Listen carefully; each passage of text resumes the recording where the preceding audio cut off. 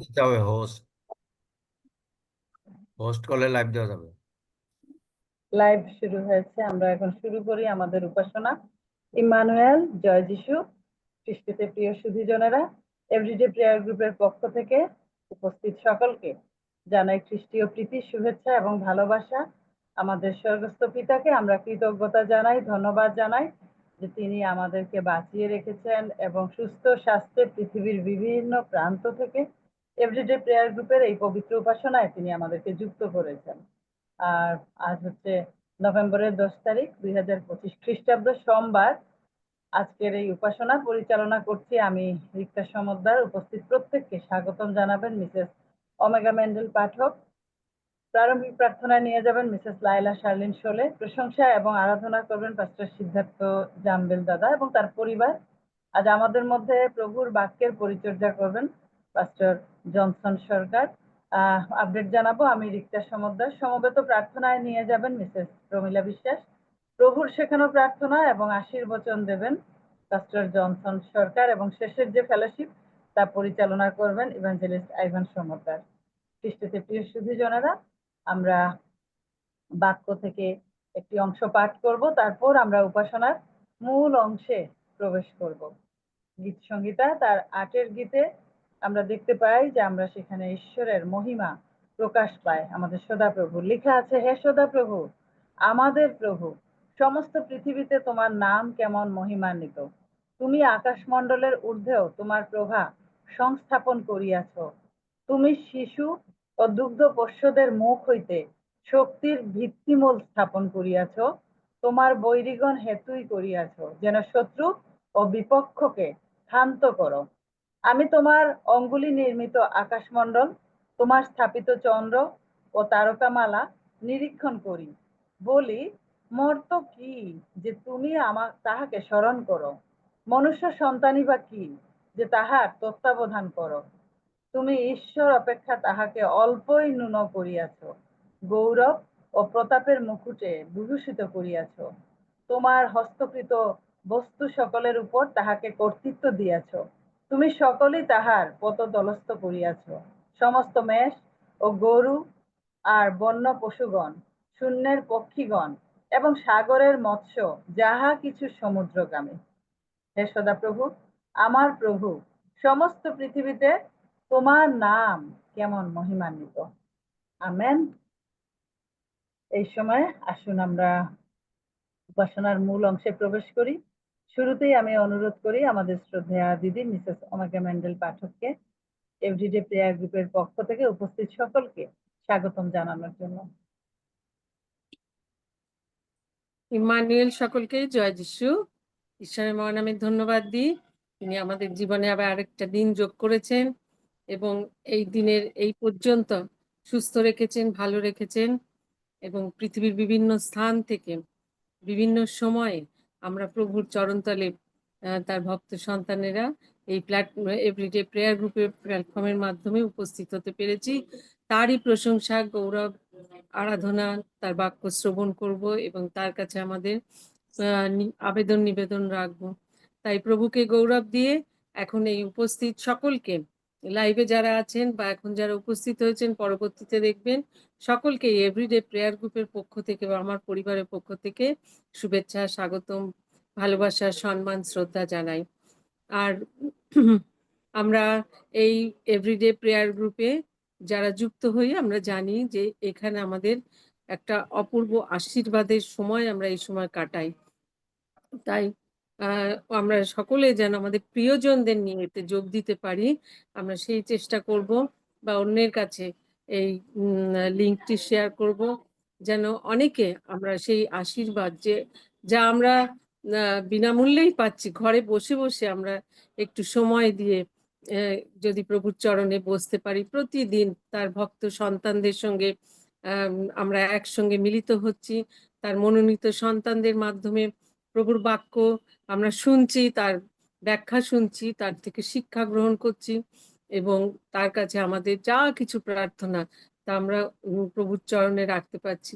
আর আমাদের প্রভু যে শুধু প্রার্থনা শোনেন তা না, তিনি উত্তরও দেন। এখানে আমরা অনেকে সেই তার প্রত্যক্ষ মানে সাক্ষী রয়েছি, কেউ শুনেছি, কেউ নিজের জীবনে উপলব্ধি করেছি। তাই এই সুযোগ যেন আমরা না হারাই, আমরা প্রিয়জনদেরকে নিয়ে এখানে যোগ দেওয়ার চেষ্টা করি। আর আমরা যারা রোজ যোগ দিই, আমরা জানি এখানকার এটা যেহেতু প্রভুর উপস্থিতি আমরা উপলব্ধি করি, আমরা বিশ্বাস করি যেখানে 2 কিংবা 3 জন প্রভুর নামে একত্র হই সেখানে প্রভু উপস্থিত থাকেন, কারণ তিনি বলেছেন। আর এখানে আমরা 2-3 এর অনেক বেশি যুক্ত হই। তাই এর পবিত্রতা বজায় রাখার দায়িত্ব আমাদের প্রত্যেকের উপরে বর্তায়। আমরা চেষ্টা করব যেন এই পবিত্র উপাসনার পবিত্রতা কোনোভাবে ব্যাহত না হয়। বিশেষ করে আমাদের মাইক্রোফোনগুলোই আমাদের অজান্তে অনেক সময় আনমিউট হয়ে যায়, যা অন্যের বিঘ্নের কারণ হয়। তাই দয়া করে আমরা সেই দিকে কনসিয়াস থাকবো এবং যা অন্যান্য যদি কোনো রকম ভিডিওতেও বা দেখি আমাদের যেটা অন্যের দৃষ্টি আকর্ষণ করছে, যেটা আমাদের করা উচিত নয়, তো আমরা যেন ভিডিওটা তখন অফ করে দিই। যেন প্রভুর সন্তানরা যারা মন দিয়ে এখানে যোগ দেয়, আশীর্বাদ চায়, তারা যেন সে থেকে বঞ্চিত না হয়। তো আসুন আমরা এই সময়টুকুনি প্রভুর চরণে দিই এবং আমাদের দেহ, আত্মা, মন, প্রাণ সবকিছু দিয়ে প্রভুর প্রশংসা, গৌরব, পরাক্রম স্বীকার করি। সকলে সুস্থ থাকুন, ভালো থাকুন। প্রতিদিনের মতো আগামী দিনগুলোতেও আপনাদের উপস্থিতি কামনা করি। আজকে যিনি প্রভুর মনোনীত সন্তান, প্রভুর বাক্য দেবেন, তাকে বিশেষ করে স্বাগত জানাই এবং সেই সঙ্গে যারা আজকে প্রথম এসছেন বা অনেকদিন পরে এসছেন বা রোজ আসছেন, সকলকে আরেকবার স্বাগত জানিয়ে আমি শেষ করছি। জয় যিশু। জয় যিশু, আমেন। আমরা ঈশ্বরকে ধন্যবাদ জানাই আমাদের শ্রদ্ধেয়া দিদি মিসেস ওমেগা ম্যান্ডেল পাঠকের জীবনের জন্য। আর এই সময় আমাদের এই পবিত্র উপাসনাকে আমরা প্রভুর কাছে রাখতে চাই, যিনি আজকে বক্তা আছেন, এবং বাক্যের জন্য আমরা প্রার্থনা করতে চাই। আমি অনুরোধ করি মিসেস লায়লা শার্লিন শোলে দিদিকে এই সময় প্রারম্ভিক প্রার্থনা করার জন্য। সবাইকে শালোম। ঈশ্বর মঙ্গলময় সবসময়। আসুন আমরা আমাদের পিতার চরণে সমর্পিত হই, আমাদের দেহ মন আত্মাকে সমর্পণ করি। Hallelujah, hallelujah. স্বর্গের মহান পিতা ঈশ্বর, তোমার ধন্যবাদ করি, তোমার গৌরব করি, তোমার প্রশংসা করি প্রভু গো। কেননা সকল প্রশংসা, সকল ধন্যবাদ, সকল গৌরব যুগ যুগ পর্যায়ে তুমি একমাত্র পাওয়ার যোগ্য প্রভু গো। প্রভু গো, ধন্যবাদ দিই তোমার সমস্ত দয়া, অনুগ্রহ, ভালোবাসার জন্য প্রভু গো। তুমি এখন পর্যন্ত আমাদেরকে বাঁচিয়ে রেখেছো জীবিত দেশে, তাই কৃতজ্ঞ চিত্তে তোমাকে ধন্যবাদ দিই প্রভু গো। তুমি সারাটি দিন আমাদেরকে সুন্দরভাবে বহন করেছো তোমার মনোনীত স্থানে প্রভু গো। খ্রিস্টতে একই সহভাগিতায় প্রভু গো তোমার চরণতলে বসতে সাহায্য করেছে প্রভু গো। আমরা যারা এখানে উপস্থিত হয়েছি, যারা এখনো উপস্থিত হতে পারি না প্রভু গো, প্রত্যেককে তুমি আশীর্বাদ দান করো, দয়া করো, অনুগ্রহ করো প্রভু গো। এই পবিত্র উপাসনাটি প্রভু গো তোমার চরণতলে রাখছি প্রভু গো। শুরু থেকে শেষ পর্যন্ত প্রভু গো সমস্ত কিছু তুমি পরিচালনা দান করো প্রভু গো। প্রভু গো, বিশেষ করে তোমার সন্তান শ্রদ্ধা রিক্তা সমর্দারকে পিতা পুত্র পবিত্র আত্মার নামে প্রভু গো তোমার হস্তের নিচে রাখি প্রভু গো। সেই সন্তানকে তুমি আশীর্বাদ দান করো, সেই সন্তানকে তুমি পরিচালনা দান করো, সেই সন্তান যেন সুন্দরভাবে তোমার এই পবিত্র উপাসনাটি পরিচালনা দান করতে পারে, তাকে তুমি আশীর্বাদ দান করো প্রভু গো। তোমার যে মনোনীত সন্তানকে প্রভু গো তুমি আজকে তোমার সেই বাক্যের জন্য প্রস্তুত করেছো, সেই আত্মিক খাদ্য বিতরণের জন্য তুমি প্রস্তুত করেছো প্রভু গো। সেই পাস্টর জনসন সরকার মহোদয়কে তোমার চরণতলে রাখি প্রভু গো। বিশ্বাস করি প্রভু গো, সেই সন্তানকে তোমার সেই নিরূপিত বাক্য তুমি দান করেছো, সেই সন্তানকে তোমার সেই বাক্যের অভিষেক দিয়েছে প্রভু গো। সেই সন্তানের মুখাগ্রহে তুমি রয়েছে প্রভু গো। তোমার সেই আত্মার পরিচালনায় সেই সন্তান আজকে আমাদের মাঝে সেই আত্মিক খাদ্য তুলে ধরবে প্রভু গো। তুমি সেই সন্তানের সহবর্তী থাকো প্রভু গো, তাকে আশীর্বাদ দান করো প্রভু গো। তোমার সেই আশীর্বাদের পরিবার প্রভু গো, সেই সিদ্ধার্থ জামিল দাদার পরিবারের মধ্য দিয়ে প্রভু গো আমরা তোমাকে প্রশংসা দিতে চাই, আমরা তোমাকে গৌরব দিতে চাই, আমরা তোমার আরাধনা গাইতে চাই প্রভু গো। তুমি সেই সন্তানদের সেই প্রাণের সেই ভজনা তুমি গ্রহণ করো যিশু খ্রিস্টের নামে প্রভু গো। এছাড়াও তুমি যে সন্তানগুলোকে মনোনীত করেছো তোমার পবিত্র উপাসনা বিভিন্ন অংশে অংশগ্রহণের জন্য প্রভু গো, সকলে তোমার মনোনীত সন্তান প্রভু গো। বিশ্বাস করি প্রভু গো তুমি প্রত্যেককে সেই কার্যের মধ্যে দিয়ে প্রভুকে তুমি গৌরবান্বিত সেবিত পূজিত হবে। প্রভুকে আমাদেরকে আশীর্বাদ দান করবে। প্রভুকে এই সময় আমরা তোমার হস্তের নিচে সমর্পিত হই। প্রভুকে আমাদের পাপ, অপরাধ, অযোগ্যতা, দুর্বলতা প্রভুকে একটিবার তুমি ক্ষমা করো। প্রভুকে সেই ইন্টারনেট, নেটওয়ার্ক সমস্ত কিছু শয়তানের সকল ছলচাতুরির হাত থেকে তোমার পবিত্র উপাসনাকে তুমি রক্ষা করো। প্রভুকে এই উপাসনা থেকে একটি বাক্য যেন প্রভু আমাদের মাঝ থেকে হারিয়ে না যায়। প্রভুকে আমরা যেন আশীর্বাদ থেকে বঞ্চিত না হই। প্রভুকে তুমি দয়া করে আশীর্বাদ দান করে। প্রভুকে যারা এখনো আসতে পারে নাই প্রভুকে তাদেরকে আসতে সাহায্য করো। প্রভুকে কেউ যদি অসুস্থ পীড়িত থাকে তাকে প্রভুকে শারীরিক মানসিক ভাবে প্রভুকে তোমার সে হস্তের নিচে তাদেরকে রাখি। প্রভুকে তুমি আশীর্বাদ দান করে। এই সময় প্রভুকে আমাদের হৃদয়ে আসো। প্রভুকে তুমি আমাদের হৃদয়ে রাজত্ব করো। আমাদের কর্ণকে খুলে দাও প্রভুকে, আমরা যেন তোমার রব শুনতে পারি, তোমার সেই উপস্থিতি মধ্যে আমরা থাকতে পারি। প্রভুকে তুমি দয়া করে আশীর্বাদ করো। প্রভু একটিবার সমস্ত কিছু ভার তোমার চরণতলে অর্পণ করলাম। প্রভুকে আমরা যতক্ষণ থাকবো প্রভুকে তোমার উপস্থিতির মধ্যে থাকতে চাই। প্রভুকে তুমি আমাদের সঙ্গে আছে, সঙ্গে থাকে। প্রার্থনা যিশু তোমার নামে চাই, আমেন। Amen, amen. স্বর্গস্থ পিতাকে কৃতজ্ঞতা জানাই মিসেস লায়লা শার্লিন শোলে দিদির জীবনের জন্য। প্রার্থনার মধ্য দিয়ে সমস্ত এই উপাসনার ভার প্রভুর কাছে রেখেছেন, ধন্য প্রভুর নাম। আর এই সময় আমরা প্রশংসা এবং আরাধনায় যাব, যে যার মধ্য দিয়ে, যে আরাধনার মধ্য দিয়ে আমরা আমাদের হৃদয়কে প্রস্তুত করব পবিত্র বাক্যের জন্য। আমি অনুরোধ করি শ্রদ্ধেয় পাস্টার সিদ্ধার্থ জাম্বেল দাদা, সাধনাদি এবং তাদের ভালোবাসার পরিবার, আমাদের প্রত্যেকের অনেক ভালোবাসা এবং পছন্দের এই পরিবার, আমি অনুরোধ করি আপনাদেরকে, এখন আপনাদের সময়। জয় যিশু। সকলকে খ্রিস্টীয় প্রীতি এবং শুভেচ্ছা জানাই। আমরা গ্রামে রয়েছি, যার কারণে আমরা ভিডিও অন করতে পারছি না, কারণ এখানে ভিডিও অন করলেই আমাদের নেট সমস্যা করে যায়, তাই আমরা ভিডিও অন করছি না। এর জন্য আমরা দুঃখিত। কিন্তু প্রভু আমাদের সমস্ত কিছু জানেন, প্রভু নিয়ন্ত্রক, প্রভু আমাদের সমস্ত কিছুতে হস্তক্ষেপ করছেন। বাক্য এইভাবে কথা বলে, গীত সংহিতা 13:29, হে ঈশ্বর, হে ঈশ্বরের সন্তানগণ, সদাপ্রভুর কীর্তন করো, সদাপ্রভুরই গৌরব ও পরাক্রম কীর্তন করো, সদাপ্রভুর উদ্দেশ্যে তাহার নামের গৌরব কীর্তন করো, পবিত্র সভায় সদাপ্রভুর কাছে প্রণিপাত করো। Hallelujah, amen. আসুন আমরা তার গৌরব করি, তার প্রশংসা করি। Hallelujah, hallelujah.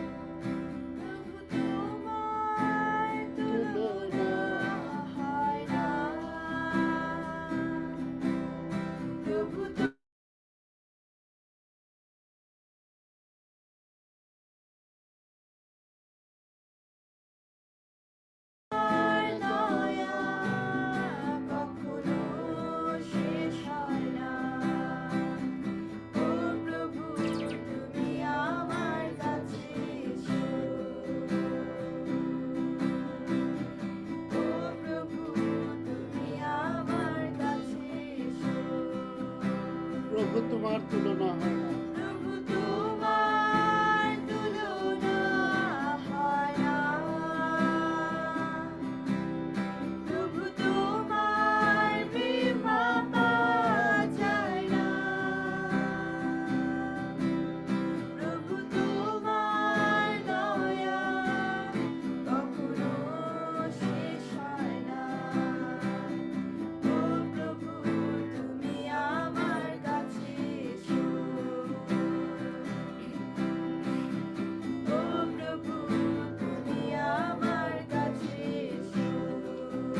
আমি পাপী, আমি পাপী, তুমি ধার্মিক। আমি দুর্বল, আমি দুর্বল, তুমি সবল। আমি পাপী, তুমি ধার্মিক। আমি দুর্বল, তুমি সবল। প্রভু তোমার গভীরে যেতে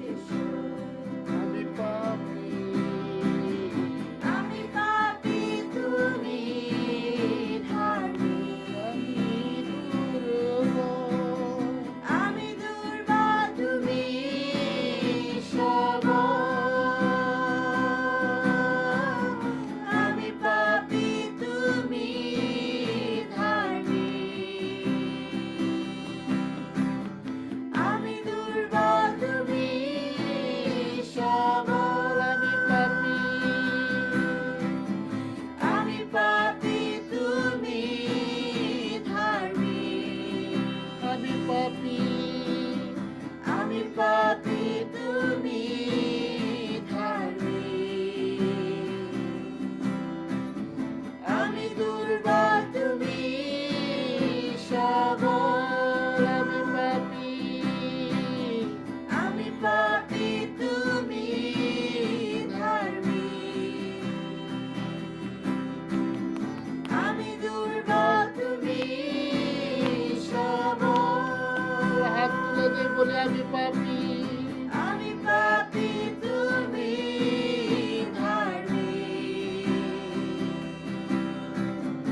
আমি দুর্বল, তুমি সবল। আমি পাপী। আমি পাপী, তুমি ধার্মিক। আমি দুর্বল, তুমি সবল। প্রভু তোমার গভীরে যেতে দাও মোরে। প্রভু তোমার গভীরে যেতে দাও মোরে। তোমার ইচ্ছা হোক আমার ইচ্ছা। তোমার ইচ্ছা হোক আমার ইচ্ছা। প্রভু আমি পাপী প্রভু গো, আমি দুর্বল প্রভু গো। আমার শক্তি এই পৃথিবীতে বাঁচার মতো কোনো শক্তি নাই। আমার শক্তিতে আমি কোনো কিছু করতে পারি না প্রভু গো। হালেলুয়া। প্রভু তুমি শক্তিশালী, প্রভু তুমি ধার্মিক প্রভু গো। তোমার শক্তিতে আমাদের সমস্ত কিছু আমরা করতে পারি প্রভু গো। Hallelujah, hallelujah. আমরা এই কথা স্বীকার করি আজকে যে প্রভু তুমি ধার্মিক। আমরা এই কথা স্বীকার করি যে তুমি আমাদের সমস্ত কিছু পরিচালনা করে থাকো প্রভু গো। হালেলুয়া। প্রভু গো, আমরা এই কথা স্বীকার করি আমি পাপী। আমি আমি আমার দুর্বলতা রয়েছে প্রভু গো। আমাদের সমস্ত কিছুতে অযোগ্যতা রয়েছে, আমাদের পাপ রয়েছে, আমাদের সমস্ত কিছুতে অনেক দুর্বলতা রয়েছে প্রভু গো। কিন্তু আজকে আমরা এই কথা স্বীকার করি যে তুমি পবিত্র, তুমি ধার্মিক, তুমি আমাদের সমস্ত কিছুতে শক্তি যোগাও প্রভু। তুমি আমাদেরকে পরিচালনা দান করো প্রভু গো। এই জন্য প্রভু তোমার ধন্যবাদ করি, তোমার গৌরব করি, তোমার প্রশংসা করি। হালেলুয়া। প্রভু তুমি আমাদের সঙ্গে আছো প্রভু গো। আমরা যদিও পাপী প্রভু, তুমি আমাদের সঙ্গে সঙ্গে রয়েছ, আমাদেরকে পরিচালনা দিচ্ছ। হালেলুয়া। প্রভু আমরা যদিও ক্ষণস্থায়ী, কিন্তু প্রভু তুমি আমাদের ভালোবাসো। তুমি আমাদেরকে অনন্ত জীবন দেওয়ার মতো প্রতিশ্রুতি দিয়েছো। হালেলুয়া। প্রভু তোমার কাছে আমরা নত নম্র হই। হ্যাঁ প্রভু, yes, প্রভু। আজ আছি তো কাল নেই। এই ফুলের মতো তুষার আমার। আজ আছি তো কাল নেই। এই ঘাসের মতো এই ঘাসের মতো হাত উঠিয়ে বলি জীবন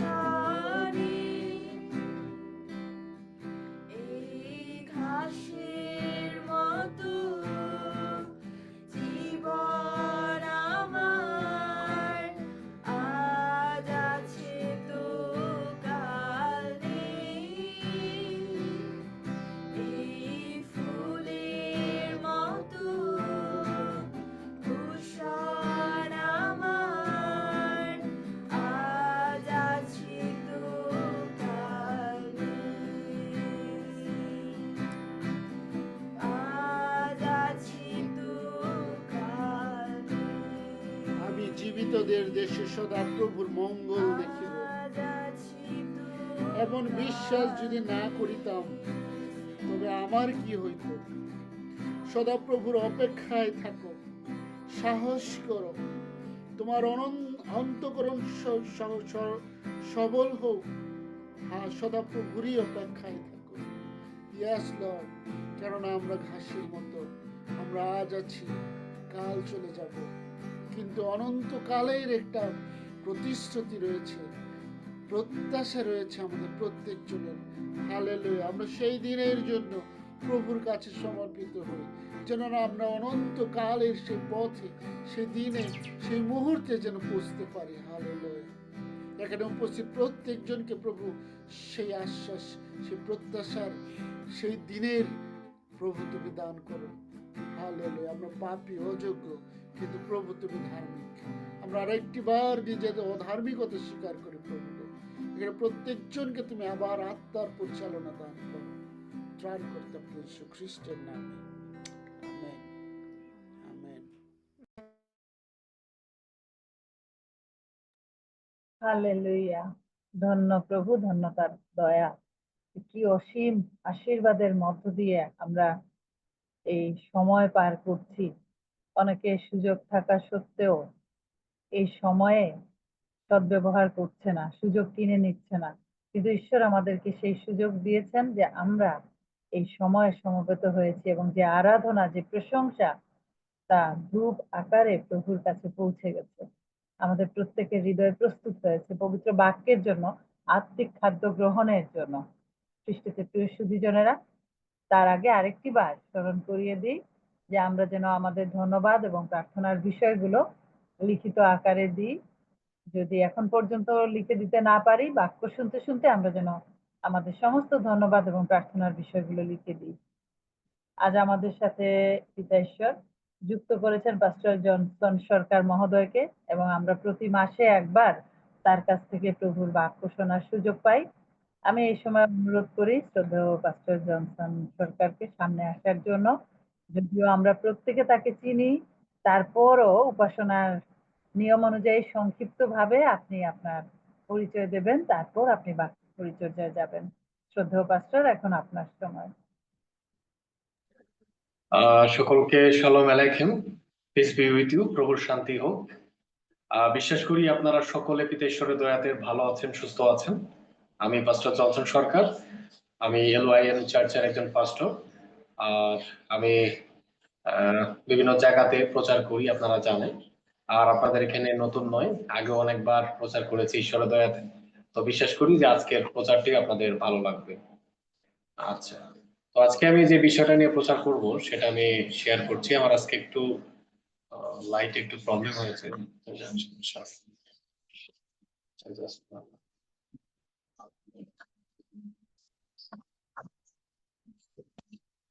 আচ্ছা, আপনারা হয়তো আমার স্ক্রিনটা দেখতে পাচ্ছেন ক্লিয়ার ভাবে? হ্যাঁ, দেখা যাচ্ছে দাদা। আচ্ছা, ঠিক আছে, ধন্যবাদ। তো আজকে আমি মূল যে শাস্ত্রপাঠ নিয়ে আলোচনা করব তা হচ্ছে লুক তার 24 অধ্যায় 25 থেকে 27 পদ। লুক তার 24 অধ্যায় 25 থেকে 27 পদ। লেখা আছে, তখন তিনি তাহাদের কহিলেন, হে অবধেরা এবং ভাববাদীগণ যে সমস্ত কথা বলিয়াছেন, সেই সকলকে বিশ্বাস করণে শিথিল চিত্তেরা খ্রিস্টের কি আবশ্যক ছিল না যে এই সমস্ত দুঃখভোগ করেন ও আপন প্রতাপে প্রবেশ করেন? পরে তিনি মসীহ হইতে ও সমুদায় ভাববাদী হইতে আরম্ভ করিয়া সমুদয় শাস্ত্রে তাহার বিষয়ে যে সকল কথা আছে তাহাদিগকে বুঝাইয়া দিলেন। আমেন। তো আজকের এই শাস্ত্রপাঠটির উপরে আমি ভিত্তি করে শিরোনাম লিখেছি এভাবেই, যে মসীহ বা হিব্রুতে যাকে বলে মাশিয়াখ, সে মসীহ সম্পর্কে বা খ্রিস্ট সম্পর্কে ভবিষ্যৎবাণী এবং তার পূর্ণতা। এবং এই ভবিষ্যৎবাণী যে আমি আপনার কাছে পেশ করছি তা নয়, এটা হচ্ছে প্রভু যীশু খ্রিস্টই স্বয়ং তার অ্যাপোস্টলদের কাছে বা ডিসাইপলদের কাছে, শিষ্যদের কাছে তিনি এটা প্রচার করেছিলেন, এবং সেটাই আজকে আমরা দেখব। এবং এটা যদি কোনো অবিশ্বাসীও আজকের জুমে থেকে থাকে, তাকেও বিশ্বাস করতে বাধ্য করবে যে বাইবেল ঈশ্বরের বাক্য এবং প্রভু যীশু খ্রিস্ট একমাত্র সত্য। তো আসুন আজকের এই প্রচারটি আমরা আরো ভালোভাবে বুঝবো, প্রভুর এই কথাগুলোকে আরো ভালোভাবে বিশ্লেষণ করব। প্রথম যে বিষয়টা আমরা এখানে দেখব যে প্রভু যীশু খ্রিস্ট তার শিষ্যদেরকে অবোধ বলেছিলেন যে তারা আসলে অনেক বিষয় বোঝেনি, যে কথাগুলো ভাববাদীরা প্রচার করেছিলেন, এবং সেই বিষয়গুলো প্রভু যীশু খ্রিস্ট পুনরায় তাদেরকে বুঝিয়েছিলেন।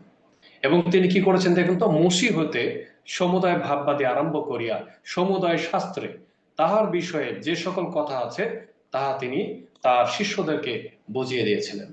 বুক অফ জেনেসিস বা আদি পুস্তক, যাকে হিব্রুতে বলে বেরাশিট, এটা লিখেছিলেন মসীহ। এরপরে অন্যান্য নবীরাও অন্যান্য গ্রন্থ লিখেছেন।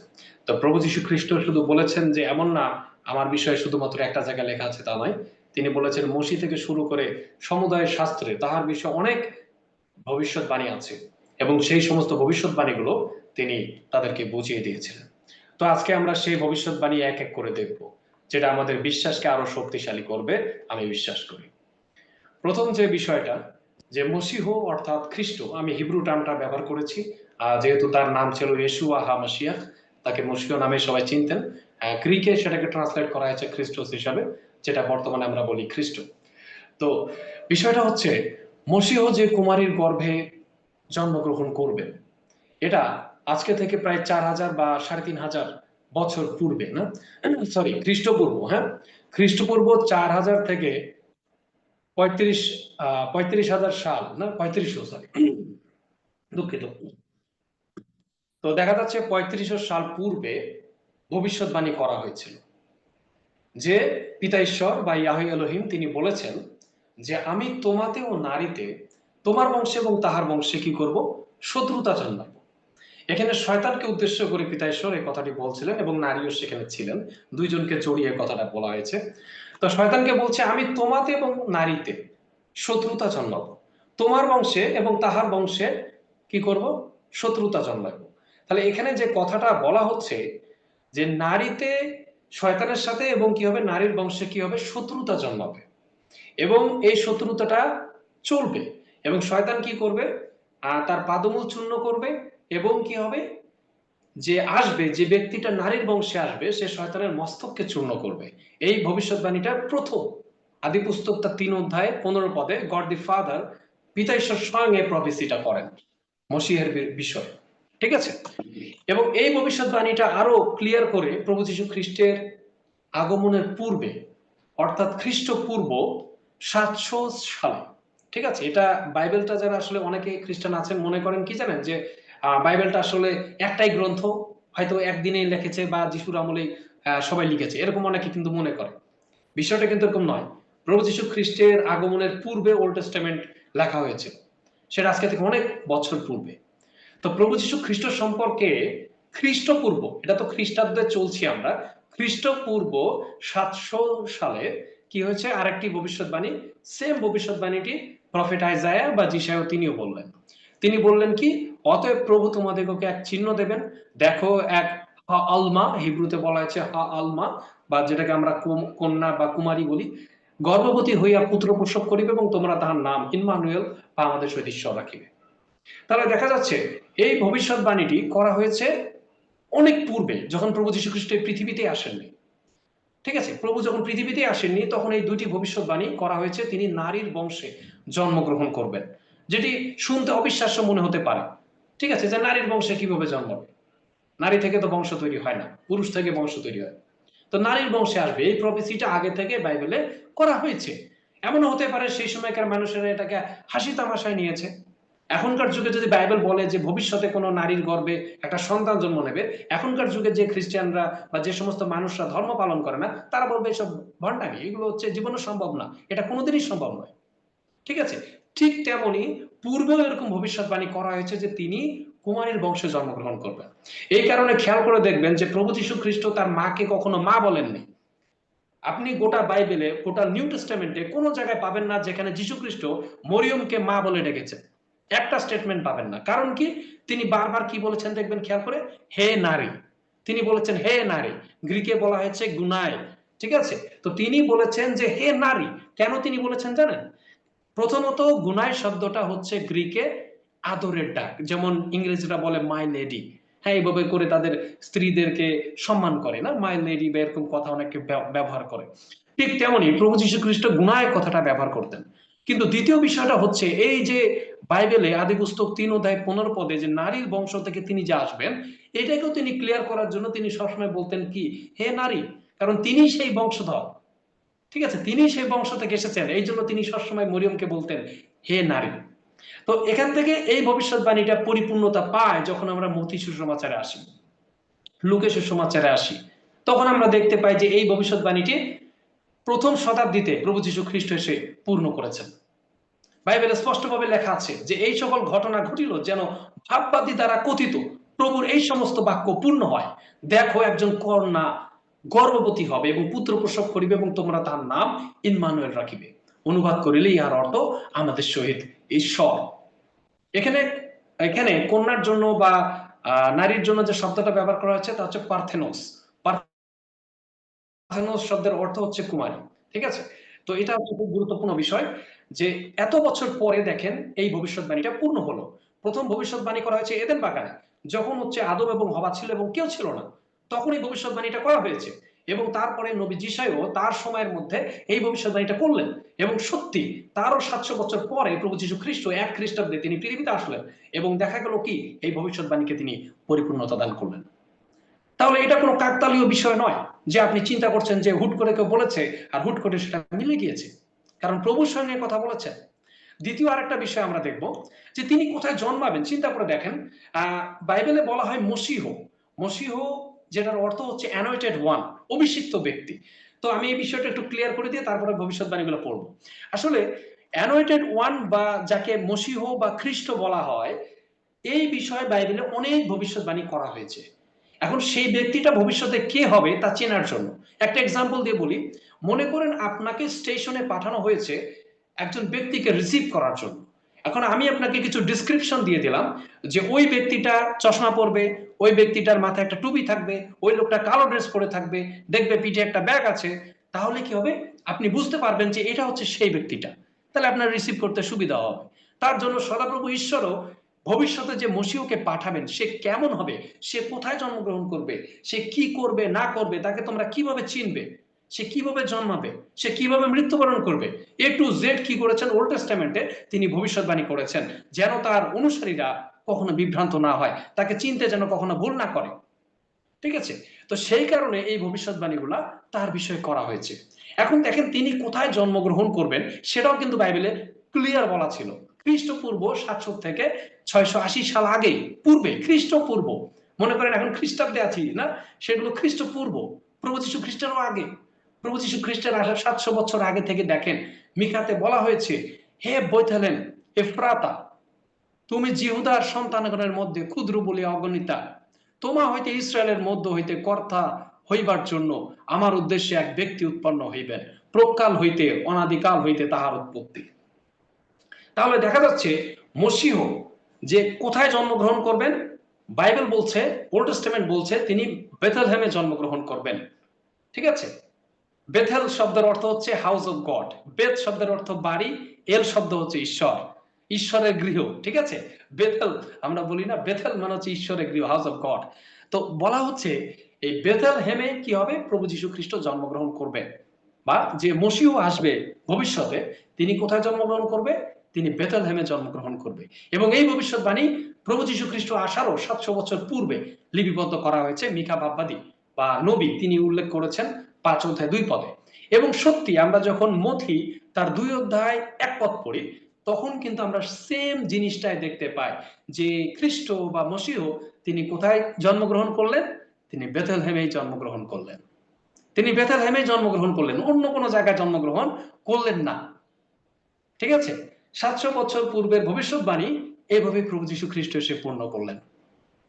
এটা কতটা গুরুত্বপূর্ণ জিনিস আপনি চিন্তা করে দেখেন, এটা আপনার বিশ্বাসে কতটা শক্তিশালী করে যে বাইবেলে যে বাক্যগুলো আছে সেগুলো দ্বিধার তরবারির চেয়েও ধারালো, এমনি বাইবেলের কথা বলে না। দ্বিতীয় বিষয় হচ্ছে, তারপর একটা বিষয় দেখুন যে প্রভু যীশু খ্রিস্ট এসেছিলেন সবার জন্য, ঠিক আছে, জেন্টাইলসদের জন্য, গ্রিকদের জন্য, সকলের জন্য কিন্তু তিনি এসেছিলেন। তো তার জন্য তার বিষয়ে ভবিষ্যৎবাণী করা হয়েছিল প্রভু যীশু খ্রিস্টেরও 700 বছর পূর্বে। যিশয় ভাববাদী এই ভবিষ্যৎবাণী করেন যিশয় 9 অধ্যায় 1 থেকে 2 পদ, যেখানে বলা হয়েছে প্রভু যীশু খ্রিস্ট মূলত বিভিন্ন পরজাতিদের এলাকায়, গালিলে, এই সমস্ত জায়গায় তিনি কি করবেন? কার্য করবেন। যেমন লেখা আছে, দেখুন আমি পড়ে শোনাই তাহলে ভালো লাগবে। কিন্তু যে দেশ পূর্বে যাতনাগ্রস্ত ছিল তাহা তিমির আর থাকিবে না। তিনি পূর্বকালে সবুলন দেশ ও নাপাত্তালি দেশকে তুচ্ছবশ করিয়াছিলেন, কিন্তু উত্তরকালে সমুদ্রের নিকটবর্তী সেই পথ, জর্দনের তীরস্থ প্রদেশ, এই দেখেন জাতিগণের গালিল গৌরবান্বিত করিয়াছেন। যেন যে জাতি, এখানে কিন্তু ইসরায়েলের কথা বলা হচ্ছে না, বিষয়টা ভালো করে বুঝবেন, ইহুদিদের কথা বলা হচ্ছে না, পরজাতিদের কথা বলা হচ্ছে। যে জাতি অন্ধকারে ভ্রমণ করিত তাহারা মহা আলোক দেখতে পাইয়াছে, যাহারা মৃত্যু ছায়ার দেশে বাস করিত তাহাদের উপরে আলোক উদয় হইয়াছে। এই যে প্রফেসিটা, এই যে ভবিষ্যৎবাণীটা করা হয়েছে খ্রিস্ট সম্পর্কে, যে ভবিষ্যতে তিনি আসবেন এবং তিনি পরজাতিদের এলাকাতেও তিনি কি করবেন? তার কার্য করবেন, তার মিনিস্ট্রি ওয়ার্ক তিনি করবেন। এবং সত্যি তাই ঘটেছে, হুবহু তাই ঘটেছে। আমরা যখন মথি তার 4 অধ্যায় 12 থেকে 16 পদ পড়ি, এই হুবহু ভবিষ্যৎবাণীর পরিপূর্ণতা আমরা দেখতে পাই, হুবহু। ঠিক আছে, হুবহু দেখতে পাই। এখানে লেখা আছে, দেখুন যে দুঃখিত, আমার এখানে হঠাৎ করে স্ক্রিনে কি হলো,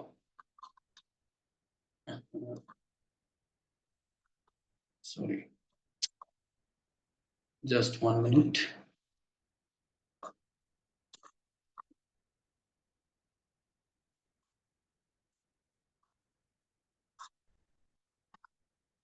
হঠাৎ করে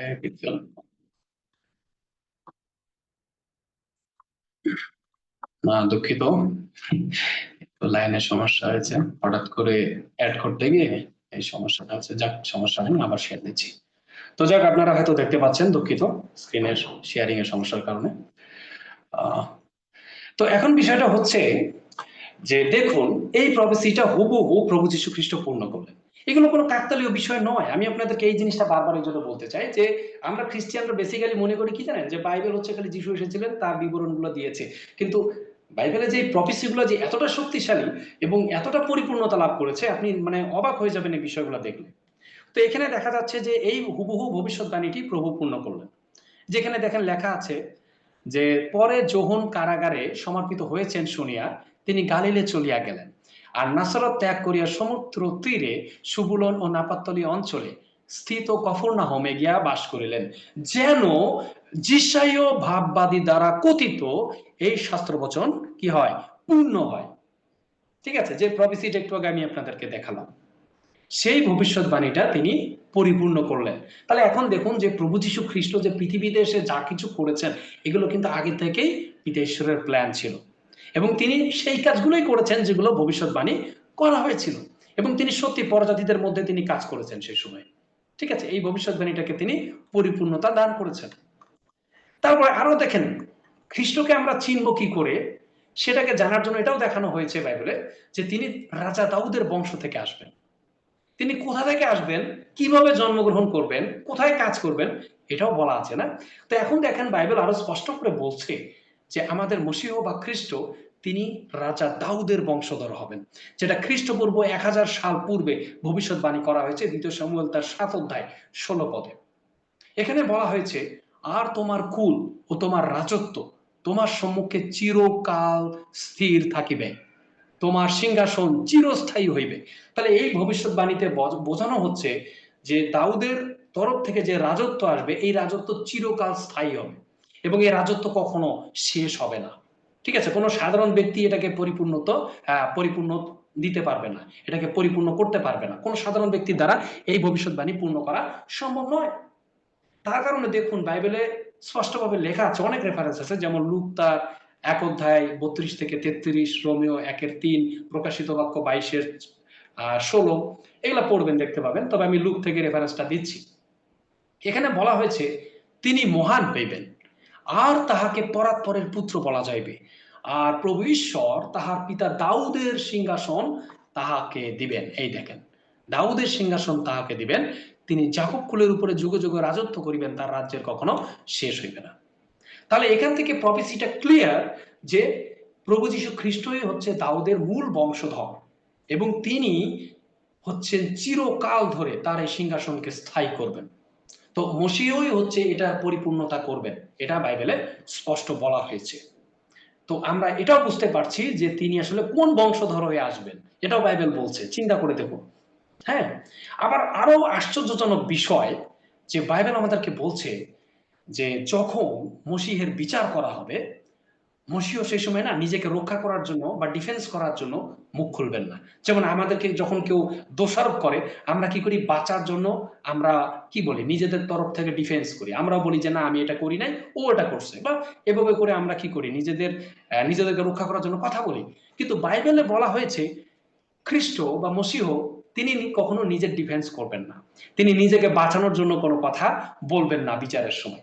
আর দেখেন বাইবেলে কি বলছে, দেখেন, তিনি উপদ্রুত হইলেন, তবু দুঃখ ভোগ স্বীকার করিলেন, কিন্তু দেখেন এখানে যে কথাটা বলছে, তিনি মুখ খুলিলেন না। ঠিক আছে, তিনি মুখ খুলিলেন না, ভালো করে দেখবেন। মেষশাবকের এক্সাম্পল দেওয়া হচ্ছে যে মেষশাবক যেমন হত হইবার জন্য নিত হয়, মেষি যেমন লোমছেদকদের সম্মুখে নীরব হয়, সেরূপ তিনি মুখ খুলিলেন না। দেখেছেন এখানে যে ভবিষ্যৎবাণীটা করা হচ্ছে প্রভুর বিষয়ে 700 সাল আগে প্রভুর আগমনের, তো সেখানে বলা হচ্ছে যে তিনি কি করবেন না? মুখ খুলবেন না। যেমন একটা ভেড়াকে যখন লোম ছাড়ায়, দেখবেন ভেড়া চুপচাপ শুয়ে পড়ে, সে কিন্তু ডিফেন্স করে না, নিজেকে বাঁচানোর চেষ্টা করে না। তো সেই এক্সাম্পল বাইবেল দিচ্ছে প্রভু যীশু খ্রিস্ট সেই কাজটাই করবেন। এবং দেখেন ঠিক তাই হয়েছে। যখন তার বিচার হচ্ছিল তখন কি করছিল দেখুন তো, বলছে, আর যখন প্রধান যাজকেরা ও প্রাচীন বর্গ তাহার উপরে দোষারোপ করিতেছিল, তিনি কিছুই উত্তর করিলেন না। দেখেন, তিনি কিছুই উত্তর করিলেন না। আর পিলাত তাহাকে কহিলেন, তুমি কি শুনিতেছ না? উহারা তোমার বিপক্ষে কত বিষয়ে সাক্ষ্য দিতেছে। তিনি তাহাকে একথার উত্তর দিলেন না। দেখেন, উত্তর দিলেন না। ইহাতে দেশাধ্যক্ষ অতিশয় আশ্চর্য জ্ঞান করিলেন। ঠিক আছে, পিলাত চিন্তা করছে যে এত দোষ দিচ্ছে, যদি আমার কাছে একবার বলে আমি তোকে বাঁচাই দিতে পারি, তাই না? বা প্রত্যেকটা আসামি কি করে? নিজেকে বাঁচার জন্য কোনো কথা বলে। কিন্তু যেহেতু শাস্ত্রে আগে থেকে ভবিষ্যৎবাণী ছিল যে মসিহ কখনো সেলফ ডিফেন্স করবেন না, তিনি নিজেকে বাঁচানোর জন্য কোনো রকম কথা তিনি বলবেন না। ঠিক আছে, এটা তাই ঘটেছিল। তার বিরুদ্ধে যে সমস্ত মিথ্যা আরোপ আনা হয়েছিল তিনি একটাও খণ্ডন করেন নাই, বলেন নাই যে আমি কখনো এরকম করি নাই, ওরা আমার নামে মিথ্যা বলছে। প্রভু কিন্তু এসব কথা বলেন নাই, তিনি সেখানে নীরব ছিলেন, কোনো কথা সেখানে বলেন নাই। আর এই ভবিষ্যৎবাণীটাই তিনি নবী যিশায়ার ভবিষ্যৎবাণীটা পরিপূর্ণতা দান করলেন সদাপ্রভুর বাধ্য থেকে। ঠিক আছে, কারণ বাইবেলে দেখবেন যে তিনি বাধ্য ছিলেন, তিনি চাইলে কিন্তু এর বিপরীত করতে পারতেন। হ্যাঁ, তিনি চাইলে ক্রুশ থেকেও নামতে পারতেন, তিনি চাইলে ভবিষ্যৎবাণীর বিপরীতও যেতে পারতেন, কিন্তু তিনি বাধ্য থেকে ছিলেন। তিনি জানতেন যে আমাকে এইগুলো করতে হবে এবং তিনি তাই করেছেন। ঠিক আছে, তো এটা কতটা গুরুত্বপূর্ণ একটু চিন্তা করে দেখুন। এছাড়াও দেখেন, খ্রিস্টপূর্ব 1000 সালে গীতসংগীতাতে নবী দাউদ ভবিষ্যৎবাণী করেন যে মসিহের একজন বন্ধু কি করবে? তার সাথে বিশ্বাসঘাতকতা করবে। যখন প্রভু পৃথিবীতে আসেনি নাই, ঠিক আছে, তারও 1000 বছর পূর্বে তার বিষয়ে ভবিষ্যৎবাণী করা হচ্ছে যে একজন ব্যক্তি কি করবে? তার সাথে বিশ্বাসঘাতকতা করবে। একজন বন্ধু, মসিহের বন্ধু। দেখেন বাইবেল কি বলছে, বাইবেল বলছে, আমার যে মিত্র আমার বিশ্বাস পাত্র ছিল, আমার রুটি খাইতো। দেখেন কত ক্লিয়ার করে বলছে ভবিষ্যৎবাণী। ভবিষ্যৎবাণী এমন নয় যে কোন রকম মিলে গেছে, হ্যাঁ, কতটা ডিসক্রিপশন গুলো কত ক্লিয়ার। দেখেন বলছে, আমার যে মিত্র আমার বিশ্বাস পাত্র ছিল, আমার রুটি খাইতো, সে আমার বিরুদ্ধে পাদমূল উঠাইয়াছে। ঠিক আছে, জিহুদাও কি প্রভুর ভোজ খায় নাই? খাইছে। কি করেছে? সে প্রভুর বিরুদ্ধে সে কি করেছে? বিশ্বাসঘাতকতা করেছে। এটা কিন্তু বাইবেলে আগে থেকেই বলা আছে। ঠিক আছে, এবং ঠিক তাই আমরা এই জিনিসটাই দেখতে পাই। এটার পরিপূর্ণতা দেখতে গেলে আমাদেরকে আসতে হবে মথি তার 26 অধ্যায় 47 থেকে 50 পদ। ঠিক আছে, এখানেও দেখুন মজার বিষয়টাকে একটু খেয়াল করবেন যে এই জিনিসটা একটু স্ক্রিনে একটু দেখবেন সবাই। এখানে ভবিষ্যৎবাণীতে কি লেখা আছে দেখুন, মিত্র, তাই না? মিত্র কথাটাকে আমি কিন্তু এখানে একটু সিলেক্ট করে রেখেছি। হ্যাঁ, এখন নতুন নিয়মে দেখবেন ঠিক একই কথাটা এখানেও আছে। প্রভু কিন্তু একই কথাটাই বলেছে। দেখুন, যিশু তাহাকে কহিলেন, মিত্র, যাহা করিতে আসিয়াছ করো। ঠিক আছে, যিশু ইস্করিতীয় জিহুদাকে কহিলেন, মিত্র, যাহা করিতে আসিয়াছ কর। তো দেখা গেছে কি এই ইস্করিতীয় জিহুদা কি করেছে? প্রভুকে বিক্রি করে দিয়েছে না, তার সাথে বিশ্বাসঘাতকতা করেছে না, তাকে ধরিয়ে দিয়েছে। তো এই যে তাকে ধরিয়ে দিয়েছে, তার একটা মিত্র ছিল তিনি। তা প্রভু চাইলে এখানে মিত্র ওয়ার্ডটা নাও ব্যবহার করতে পারত, কিন্তু খেয়াল করে দেখেন ওল্ড টেস্টামেন্টেও মিত্র বলা আছে, নিউ টেস্টামেন্টেও মিত্র বলা আছে। এবং সত্যি তার সে রুটিও খেয়েছে, তার সাথে বিশ্বাসঘাতকতাও করেছে এবং তাকে ধরিয়েও দিয়েছে। তো আপনি কি মনে করেন যে খ্রিস্টানিটি কি কোনো সাধারণ জিনিস? যে মনে করেন যে আমরা বেসিক্যালি এরকম চিন্তা করি না, আমাদের বাইবেল মনে এরকম কিছু নাই, আমাদের শুধু যিশু আসছিলেন, মরে গেছিলেন, এইটুকুই আমরা মনে করি অনেক সময়। মানে খ্রিস্টানিটি বাইবেলটাকে আমরা অনেক গুরুত্ব কম দেই, হ্যাঁ, যার কারণে এই বিষয়গুলো আমাদের ভিতরে কখনো ওইভাবে ফুটে ওঠে না। কিন্তু বাইবেল এতটা শক্তিশালী যে বলে না, ঈশ্বর নিঃশ্বাসিত প্রত্যেকটা শাস্ত্রলিপি। আশা করি এটা আজকে বুঝতে পারবেন। হ্যাঁ, তো দেখেন যে এই ভবিষ্যৎবাণীটাও পরিপূর্ণতা লাভ করলো যে একজন ঘনিষ্ঠ বন্ধু তার সাথে বিশ্বাসঘাতকতা করবে, এটা ভবিষ্যৎবাণী করা হয়েছে এবং সেটা পরিপূর্ণতা লাভ করেছে, হুবহু তাই ঘটেছে। এবং সে কত টাকা দিয়ে তাকে বিক্রি করবে সেটাও বাইবেলে বলা আছে। আশ্চর্য লাগে না? তাকে কত টাকা দিয়ে বিক্রি করবে সেটাও বাইবেলে আগে থেকে নির্ধারণ করা আছে। আপনি এই ভবিষ্যৎবাণীটা পাবেন সক্রিয়তার 11 অধ্যায় 12 থেকে 13 পদে। খ্রিস্টপূর্ব প্রায় কত 520 সাল পূর্বে এই ভবিষ্যৎবাণী করা হয়। প্রভু যীশু খ্রিস্ট পৃথিবীতে আসার 520 বছর পূর্বে এই ভবিষ্যৎবাণী করা হয়। সেখানে কি বলা আছে দেখুন তো, তখন আমি তাহাদিগকে কইলাম, যদি তোমাদের ভালো বোধ হয় তবে তোমরা আমাকে বেতন দাও, নতুবা ক্লান্ত হও। অতএব তাহারা আমার বেতন বলিয়া 30 রৌপ্য মুদ্রা তৈল করিয়া দিল। তখন সদাপ্রভু আমাকে কহিলেন, উহা কুম্ভকারের নিকটে ফেলিয়া দাও। ভালো করে খেয়াল করবেন বিষয়গুলো। বিলক্ষণ মূল্য উহাদের বিচারে আমি এইরূপ মূল্যবান, আর আমি সেই 30 রৌপ্য মুদ্রা লইয়া সদাপ্রভুর গৃহে কুম্ভকারের নিকে ফেলিয়া দিলাম। তাহলে কোন জায়গায় মুদ্রা ফেলে দিয়েছিল, কে বিক্রি হয়েছিল? এবার দেখেন বিষয়টা খুব স্পষ্টভাবে আছে মথি তার 26 অধ্যায় 14 থেকে 16 পদ। এখানে স্পষ্টভাবে লেখাই আছে, আর তখন 12 জনের মধ্যে একজন, যাহাকে ইস্করিতীয় জিহুদা বলা যায়, সে প্রধান যাজকদের নিকট গিয়া কহিল, আমাকে কি করিতে চান, আমাকে কি দিতে চান বলুন, আমি তাহাকে আপনাদের হাতে সমর্পণ করব। তাহারা তাকে কি করলো দেখুন, ঠিক একই 30 রৌপ্য খণ্ড। দেখছেন? এখন ওল্ড টেস্টামেন্ট ভবিষ্যৎবাণী করছে যা, নিউ টেস্টামেন্ট কি এটাকে বিরুদ্ধে যাচ্ছে নাকি? একটু খেয়াল করেন তো, কোনো বিরুদ্ধে যাচ্ছে না। প্রভু যীশু খ্রিস্টের জীবনে তাই ঘটছে যা ভবিষ্যৎবাণী করা হয়েছে। এবং সত্যি 30 রূপা দিয়ে তাকে কি করা হয়েছে? বিক্রি করা হয়েছে প্রভুকে। এবং সেই বিশ্বাসঘাতকতা করেছে 30 রূপ মুদ্রার জন্য। আবার দেখুন, তখন জিহুদা, এটা তার পদ থেকে তারপরে কিছু পদ দিচ্ছি আমি, যেটা 27 অধ্যায় 3 থেকে 10 পদের রেফারেন্স। এটা আসলে পরে যে মুদ্রাগুলো ফেলে দিয়ে গেছিল, এটা আপনারা জানেন যে সেই 30 মুদ্রা নিয়ে কি করেছে দেখেন, এই মুদ্রা সকল নিয়ে সে কি করে চলিয়া গেল। কিন্তু পরে যখন দেখতে পেল যে কি, যে আসলে সে প্রভুকে মেরে ফেলছে বা তাকে কষ্ট দিচ্ছে, তখন সেটা বুঝতে পারছে। তারপরে সে কি হয়েছে, কিছুটা হলো রিপেন্টেড হয়েছে সে সময়। তার জন্য কি করেছে, সে সমস্ত মুদ্রা নিয়ে সে মন্দিরে ফেলে দিয়েছে। এবং ইহুদিরা বলেছে, না, এই মুদ্রা কখনো আমাদের টেম্পলে রাখা যাবে না, কারণ এটা রক্তের মূল্য। হ্যাঁ, তাদের এটা রক্তের মূল্য বলে এই কথাটা তারা বলেছে। তবে তারা কি করেছে, পরে সেই টাকা দিয়ে বিদেশিদের কবর দেওয়ার জন্য সেই কুম্ভকারের ক্ষেত্র ক্রয় করলো, যেটা বাইবেলে অলরেডি ভবিষ্যৎবাণী করা ছিল। এবং সেই ক্ষেত্রকে কি বলা হচ্ছে, রক্তক্ষেত্র বলা হয়। এবং এই কথাটা আমি বলছি না, দেখুন এই কথাটা আমাদের সেন্ট ম্যাথিউ বা গসপেল রাইটার ম্যাথিউ বা অ্যাপোস্টল ম্যাথিউ তখন বলছেন, তখন জিরোমীয় ভাববাদী দ্বারা কথিত এই বচন পূর্ণ হইল, আর তাহারা সেই 30 মুদ্রা লইল, যাহার মূল্য নিরূপিত হইয়াছিল। ইসরায়েল সন্তানগণ কতক লোক যাহার মূল্য নিরূপণ করিয়াছিল, আর তাহারা সেইগুলি লইয়া কুম্ভকারের ক্ষেত্রের জন্য দিল, যেন প্রভু আমার প্রতি যা আদেশ করিয়াছিলেন। তাহলে দেখেন, আমি যে কোটেশনগুলো ব্যবহার করছি, এটা যে আমি করেছি তা নয়, ঠিক আছে? এটা হচ্ছে হলি স্পিরিট করেছেন স্ক্রিপচারের মধ্যে, এবং অ্যাপোস্টলরা সেগুলো রেফারেন্স করেছেন। এটা আসলে খুবই গুরুত্বপূর্ণ বিষয় আমাদের জন্য। দেখো কতটা বিষয় আসছে না, সে কোথায় জন্মাবে, কিভাবে জন্মাবে, হ্যাঁ, তাকে কে ধরিয়ে দেবে, সে কি কাজ করবে, সে কোন বংশ থেকে আসবে, প্রত্যেকটা বিষয় আগে থেকে ভবিষ্যৎবাণী করা আছে। কতটা আশ্চর্যজনক বিষয় না? এটা কি কোনো সাধারণ বিষয় নাকি? না, এটা খুবই আশ্চর্যজনক বিষয়। এটা তো মজার বিষয়, জানেন? আমি যখন প্রথম বিশ্বাসে আসি, আমি এই প্রচারের দ্বারাই আমি কি হয়েছিলাম জানেন, ইন্সপায়ার হয়েছিলাম। আমি যখন প্রথম বাইবেল স্টাডি করি আজকে থেকে 10-12 বছর পূর্বে, তখন আমি যখন এই প্রফেসিগুলো মিলাই, তখন আমি নিজে অবাক হয়ে গেছি। এটা মাইন্ড ব্লোয়িং টিচিং, যে আসলে মাইন্ড আমার ব্লো হয়ে গেছে যে আসলে কিভাবে সম্ভব এটা। এত বছর আগে ভবিষ্যৎবাণীগুলো বলেছে, এইভাবে সব মিলে গেছে। তখন থেকে আমার খ্রিস্টের প্রতি বিশ্বাসটা অনেক বেড়ে গেছে।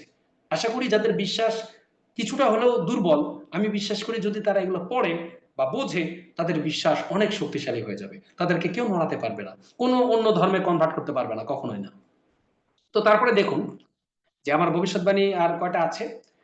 তো মশীহকে কি করা হবে দেখুন তো, তাকে কিভাবে মারা হবে সেটা বাইবেলে বলা হয়েছে খ্রিস্টপূর্ব 1000 সাল পূর্বে। বাইবেলে বলা হচ্ছে, গীত সংগীতাতে নবী দাউদ এই ভবিষ্যৎবাণী করছেন।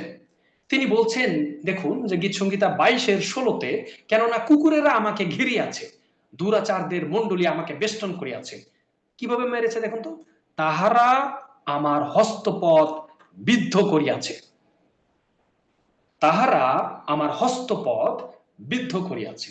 এবং আমরা তাই দেখি যে প্রভু যীশু খ্রিস্টকে কি করা হয়েছে, ক্রুশবিদ্ধ করা হয়েছে, তার হাতে পেরেক মারা হয়েছে, তাই না? পায়ে পেরেক মারা হয়েছে। এই ভবিষ্যৎবাণীর পূর্ণতা প্রত্যেকটা জায়গায় আছে, ম্যাথিউ, মার্ক, লুক, জন, আমরা যেখানে পড়বো না কেন এই ভবিষ্যৎবাণী পাবো, এই পরিপূর্ণতা আমরা পাবো, এবং জানি আমরা এটা ঘটেছে। তাহলে চিন্তা করে দেখুন যে তাকে কিভাবে মারা হবে সেটাও বাইবেলে বলা হয়েছে, সেটাও বলা আছে। আবার দেখেন যে তার বস্ত্র যে গুলিবাট করে ভাগ করা হবে সেটাও ভবিষ্যৎবাণী করা হয়েছিল গীত সংগীতা ঠিক একই গীতে 22-18 পদে বলা হয়েছে, তাহারা আপনাদের মধ্যে আমার বস্ত্র বিভাগ করে, আমার পরিচ্ছদের জন্য গুলিবাট করে। দেখেন, খ্রিস্টপূর্ব 1000 সাল পূর্বে ভবিষ্যৎবাণী করা হচ্ছে যে খ্রিস্টের বা মসিহের কি করা হবে, বস্ত্র গুলিবাট করে ভাগ করা হবে। এটা কি আমরা জানি না? আমরা যখন সুসমাচার পড়ি তখন কি আমরা এই বিষয়টা দেখতে পাই না? যেমন যোহন তার 19-23-24 পদে লেখা আছে, যিশুকে ক্রুশে দেওয়ার পরে সেনারা তার বস্ত্র সকল লইয়া 4 অংশ করিয়া প্রত্যেক সেনাকে এক এক অংশ দিল, এবং আংরাখাটিও রাখা হইল না, সে আংরাখায় সেলাই ছিল না, আর উপর হইতে সমস্তই পোনা। অতএব তাহারা পরস্পর বলিল, ইহা চিরিব না, আইসো আমরা গুলিবাট করিয়া দেখি, কারণ ইহার কারণ হইবে, কাহার হইবে, সরি। তো এখানেও দেখেন অ্যাপোস্টল জন তিনি বলছেন, কি বলছেন দেখেন, আমি আপনাকে যে রেফারেন্সটা দেখালাম এই রেফারেন্সটা আমার না, এটা হচ্ছে অ্যাপোস্টল জন, তিনি তার গসপেলে উল্লেখ করেছেন। তিনি বলছেন, দেখুন তিনি কি বলছেন, যেন শাস্ত্রের এই বচন পূর্ণ হয়, তাহারা আপনাদের মধ্যে আমার বস্ত্র সকল ভাগ করিল, আমার পরিচ্ছেদের জন্য গুলিবাট করিল। তাহলে এই কথা আমি বলছি না, এই কথা অ্যাপোস্টল জন বা যোহন বলছেন, যীশু খ্রিস্টের প্রিয় শিষ্য, যে এই ভবিষ্যৎবাণীটা এইভাবেই পরিপূর্ণতা লাভ করেছে। ঠিক আছে, কত বছর পরে চিন্তা করতে পারেন। আরো আশ্চর্যজনক একটা ভবিষ্যৎবাণী শেয়ার করছি, যে খ্রিস্টের বা মসিহের, তাকে তো অনেক কষ্ট দিয়ে মারা হচ্ছে না, কিন্তু দেখেন বাইবেল একটা খুব কথা স্পষ্টভাবে বলছে যে তার কখনো একটা হাড়ও ভাঙা হবে না। মানে তাকে অত্যাচার করা হবে, অনেক কিছু করা হবে, কুকি দেশে আঘাত করা হবে, যাই কিছু করা হোক না কেন, তার শরীরের একটা অস্থি বা একটা হাড়ও কিন্তু ভাঙা হবে না। এটা গীত সংগীতা 34:20 বলা হয়েছে, যেটা খ্রিস্টপূর্ব 1000 সাল পূর্বে লিখিত হয়েছে। সেখানে লেখা আছে, তিনি তাহার অস্থি সকল রক্ষা করেন, তাহার মধ্যে একখানিও ভঙ্গ হয় না। তাহলে স্ক্রিপচার আমাদেরকে স্পষ্ট করে বলছেন, সদাপ্রভু ঈশ্বর প্রভু যীশু খ্রিস্টের সমস্ত অস্থিকে তিনি রক্ষা করেছেন এবং একটিকেও তিনি ভাঙতে দেন নাই। এবং সত্যি তাই ঘটেছে। দেখুন, যখন আমরা যোহন 19-33-36 পদ পড়ি, কি হয় দেখা যায়, এখানে লেখা আছে যে দেখলেন যে যিশু মারা গেছেন, সৈন্যরা দেখলেন যীশু খ্রিস্ট মারা গেছেন বলে তার পা ভাঙা হলো না, কিন্তু একজন সেনা কি করলেন, তার কুক্ষি দেশ বিদ্ধ করলো এবং সেখান থেকে জল রক্ত বের হয়ে আসলো। ঠিক আছে, কিন্তু তার একটা হাড় কিন্তু ভাঙা হলো না। এবং অ্যাপোস্টল জন এখানে বলছেন, দেখুন, কারণ এই সকল ঘটিল যেন এই শাস্ত্রীয় বচন বা এই প্রফেসি বা এই ভবিষ্যৎবাণী পূর্ণ হয়, তাহার একখানি অস্থিও ভঙ্গ হইবে না। তার একটি অস্থি বা একটি হাড়ও কি হবে না, ভঙ্গ হবে না। এটা খ্রিস্টের আগমনের 1000 বছর পূর্বে ওল্ড টেস্টামেন্টে ভবিষ্যৎবাণী করা হয়েছে। এবং নিউ টেস্টামেন্টের যুগে আমরা দেখেছি সত্যি প্রভু যীশু খ্রিস্টের একটি হাড়ও ভঙ্গ হয়নি, একটি হাড়ও তার ভাঙেনি। তাকে অত্যাচারিত করা হয়েছে, তার চেহারায় ফেটে গেছে, পিঠ ফেটে গেছে, কিন্তু কোনো জায়গায় হাড় ভেঙে গেছে এরকম কোনো রেফারেন্স নাই। ঠিক আছে, এটাও দেখেন সত্যি হয়েছে। এটা আপনি কি মনে করতে পারেন যে এত নিখুঁত ডিটেলস একজনের বিষয়ে বাইবেল বলছে, আপনি এটা কল্পনা করতে পারেন? যাতে তার প্রিয় পুত্রকে চিনতে যেন কেউ ভুল না করে, একটা ব্যক্তি যেন দাঁড়িয়ে বলতে না পারে যে ইনি সেই খ্রিস্ট নন। তার জন্য পিতা ঈশ্বর কি করেছেন, এত ডিটেলস সহকারে এই ভবিষ্যৎবাণীগুলো দিয়েছেন। তারপরে আরেকটা বিষয় দেখুন, এটাও আরো আশ্চর্যজনক ভবিষ্যৎবাণী। আসলে প্রত্যেকটাই আশ্চর্যজনক ভবিষ্যৎবাণী, মানে কোনোটাকেই ইয়ে করা যায় না। প্রভু যীশু খ্রিস্টকে যে দুষ্ট লোকেদের সাথে ক্রুশবিদ্ধ করা হবে এবং তিনি মৃত্যুর দ্বারা যে একজন ধনীমানের সাথে, ধনীর দ্বারা যে তিনি কবর প্রাপ্ত হবেন, সেটাও বাইবেল ভবিষ্যৎবাণী করা আছে। ঠিক আছে, খ্রিস্টপূর্ব 700 সালে বলা হয়েছে দেখুন যে এটা ভবিষ্যৎবাণী করেছেন নবী যিশায় 53:9। তিনি বলেছেন, আর লোকে দুষ্টগণের সহিত তাহার কবর নিরূপণ করল এবং মৃত্যুতে তিনি ধনবানের সঙ্গী হইলেন, যদিও তিনি দৈরাত্ম্য করেন নাই, তার মুখে ছল ছিল না। তো এই ভবিষ্যৎবাণীর প্রথম পূর্ণতা কিভাবে ঘটে? যখন দুইজন দস্যুকে তার সাথে ক্রুশবিদ্ধ করা হয়, যেটা মথি তার 27 অধ্যায় 44 পদে লেখা আছে। এবং দ্বিতীয় এই ভবিষ্যৎবাণীর সেকেন্ড পার্ট যেটা, সেটা পরিপূর্ণতা পায় কিভাবে? অরামাথিয় যোসেফ একজন ধনবান ব্যক্তি ছিলেন, যেটা বাইবেল বলছে যে মৃত্যুতে তিনি ধনবানের সঙ্গী হইলেন। দেখেন ভবিষ্যৎবাণীটা কত সুন্দর, দেখেন মৃত্যুতে তিনি ধনবানের সঙ্গী হইলেন বাইবেল বলছে। এবং তাই ঘটলো, অরামাথিয় যোসেফ একজন কি ধনবান লোক ছিলেন। ঠিক আছে, তিনি কি করলেন? প্রভু যীশু খ্রিস্টের লাশ পিলাতের কাছ থেকে নিলেন এবং তিনি কি করলেন? এই লাশ দিয়ে কবর প্রাপ্ত তিনি প্রভুকে করলেন। তাহলে মৃত্যুতে তিনি ধনবানের সঙ্গী হইলেন। ভবিষ্যৎবাণীটা যে করা হয়েছে, অরামাথিয় যোসেফ এসে এই ভবিষ্যৎবাণীটা পূর্ণ করেন, কারণ তিনিও সেই ধনবান ছিলেন, যেটা অলরেডি প্রফেসি করা হয়েছিল পূর্বে। ঠিক আছে, চিন্তা করে দেখেন, ক্রুসিফিকশন হচ্ছে যেভাবে, মৃত্যু হচ্ছে যেভাবে, কে কবর প্রাপ্ত করবে সেটাও বলা আছে। আপনি চিন্তা করতে পারেন, একটু ভাবলে আপনি বুঝতে পারবেন। এছাড়াও তিনি যে আমাদের জন্য মৃত্যুবরণ করেছেন, তিনি যে পুনরুত্থান করবেন, এটাও বাইবেলে বলা হয়েছে। এই ভবিষ্যৎবাণীও করা হয়েছে 1000 সাল পূর্বে, গীত সংহিতা 16:10, মানে খ্রিস্টপূর্ব 1000 সালে। এখন তো চলছে 2025, তাই না? তারও আগে, তারও 1000 বছর আগে, আজকে থেকে 3500 বছর প্রায়। ঠিক আছে, তখন বলা হচ্ছে, কারণ তুমি আমার প্রাণ পাতালে পরিত্যাগ করিবে না, তুমি নিজ সাধুকে ক্ষয় দেখিবে না। তাই এটা তো আমরা প্রায় প্রত্যেকটা জায়গাতেই দেখেছি যে খ্রিস্ট পুনরুত্থিত হয়েছেন। মথি 28 অধ্যায় 5 থেকে 7, অন্যান্য গসপেলও দেখতে পাবেন যে তিনি কি হয়েছেন, মৃত্যুকে তিনি জয় করেছেন। তো এই যে প্রত্যেকটা ভবিষ্যৎবাণী যে আপনাদের কাছে আমি বললাম এতক্ষণ ধরে, আমি জাস্ট একবার রিভাইজ দেবো, মানে আমি খালি পয়েন্টগুলো বলবো, তারপরে মেন পয়েন্ট আসছে আমি তারপরে শেষ করব। যে আমি যে বিষয়গুলো আপনাদের কাছে শেয়ার করলাম এতক্ষণ, একটু খালি মনে রাখবেন। কুমারী গর্ভে তিনি জন্মাবেন, বাইবেল বলছে। তিনি বেথলেহেমে জন্মগ্রহণ করবেন, বাইবেল বলছে, হয়েছে। মসীহ পরজাতিদের মধ্যে কাজ করবেন, সেটাও পরিপূর্ণতা লাভ করেছে। তারপরে তিনি রাজা দাউদের বংশে আসবেন, সেটাও পরিপূর্ণতা লাভ করেছে। তিনি বিচারের সময় তিনি মুখ খুলবেন না, সেটাও পরিপূর্ণতা লাভ পেয়েছে। খ্রিস্টের বা মসীহের একজন বন্ধু তার সাথে বিশ্বাসঘাতকতা করবে, তাও ঘটেছে। তাকে 30 রৌপ্য মুদ্রায় বিক্রি করা হবে, সেটাও ঘটেছে। তারপরে তাকে ক্রুশবিদ্ধ করে হত্যা করা হবে, সেটাও হয়েছে। তার বস্ত্রের জন্য গুলিবাট করা হবে, সেটাও পরিপূর্ণতা পেয়েছে। তার একটি হাড়ও ভাঙা হবে না, সেটাও পরিপূর্ণতা পেয়েছে। তাকে দুষ্ট লোকদের সাথে ক্রুশবিদ্ধ করা হবে এবং তিনি ধনবানের সাথে কবর প্রাপ্ত হবেন, সেটাও হয়েছে। আর তিনি পুনরুত্থিত হবেন, সেটাও হয়েছে।